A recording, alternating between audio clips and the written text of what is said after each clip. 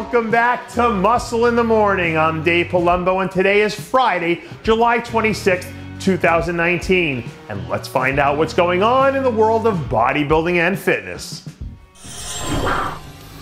This year, heading into the Figure Olympia, I feel like it's a two-horse race to the finish right now, and it's starting to feel like Nadia Wyatt is picking up steam. Despite the fact that she's been flying way under the radar, as usual, Nadia and her team have been doing what they do best, which is putting in the work and finding new ways to get better day in and day out. To be honest, the only person who's been better than Nadia in figure for the last 2 years is Sydney Gillen. So that should tell you something about how incredible of a talent she is. And when you're one of the best in the athletes in the world at your craft, you're never really more than one good night away from rewriting the entire script. In the whole run-up to the Olympia this year, there's been this whole will he or won't he narrative floating around Big Ramy. At one point, we heard that Ramy was definitely out of this year's show. No ifs, ands, or buts about it. Then we heard that maybe there was a chance that we'd see him on stage. But they still weren't exactly forthcoming with that information either.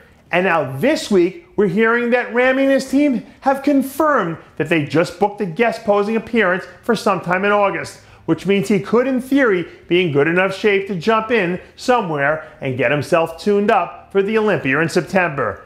Now at this point, Ramy and his team are still pretty fuzzy on the details of this whole operation, but at least it's out there now. Big Ramy will be in shape and on a bodybuilding stage in August, so I guess we all have to stay tuned to see what's next. Can I start this segment off by quoting the modern-day poet J. Cole and saying, "I'm stuck in the middle of two generations," because that's exactly how I feel about Autumn Swansen's situation right now. This week, Autumn announced that she was planning to compete in figure at the Tampa Pro 3 weeks from now, which feels like it makes the whole figure crossover thing official. Now, she did compete in figure at the Linda Murray 2 weeks ago, where she didn't exactly fit the profile of the other girls in the lineup. But that's to be expected at this point. To be honest, I admire her for having the courage to step out. It couldn't have been an easy decision after winning the Arnold a few years ago as a physique athlete. But for what it's worth, I think it's the right move. The physique division is moving in a certain direction, and she doesn't feel like that's where she wants to go or where she fits in best.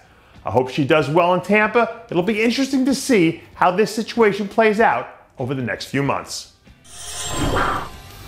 All my entrepreneurs out there will feel me when I say this. Being in business for yourself means a lot of late nights and early mornings. But when you see those long hours in the office start to pay off the way George Brown is right now, those are the moments where you can look at yourself in the mirror and say that it was all worth it. Even though he's only competed twice this year, it does feel like there's a different energy swirling around King George right now. He feels hungrier, almost like he's got something to prove. So if he can manage to hold onto his size and fullness, I can see him making a push for a top 3 finish this year. And that does it for yet another edition of Muscle in the Morning. I'm Dave Palumbo, reminding you to always be true to your passions, and make sure to follow us on Twitter, Facebook, and Instagram.